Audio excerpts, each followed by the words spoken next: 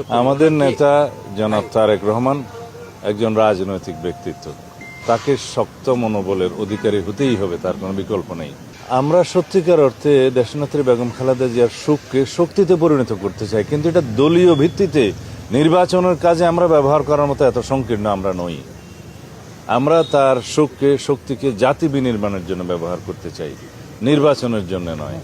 তার মনোনয়নের ক্ষেত্রে যেহেতু তিনি ফিজিক্যালি আর নেই, সেজন্য আইনের ভিত্তিতে জেনারেল ক্লজেস অ্যাক্ট অনুসারে তার কোনো লিগ্যাল এন্টিটি নাই, সেই হিসেবে তার মনোনয়ন এমনিতেই বাতিল ঘোষণা করা হবে।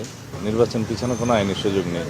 বাছাইয়ের পরে এবং প্রতীক বরাদ্দের পরে যদি সেটা হতো, সেই ক্ষেত্রে আইনগত জটিলতার কারণে স্থগিত হতো। এখন সেই পরিস্থিতি নাই, যেহেতু বাছাইয়ের আগেই তিনি নেই। তার আইনগত যেটা বলা হয় লিগ্যাল এন্টিটি হিসেবে যেহেতু তিনি এক্সিস্ট করেন না, সেই জন্য তার মনোনয়নপত্রটা বাছাইতেই টিকবে না। সেই ক্ষেত্রে বিকল্প যে প্রার্থী দেওয়া হয়েছে তাদেরটা যদি বাছাইতে টিকে, তারাই প্রার্থী।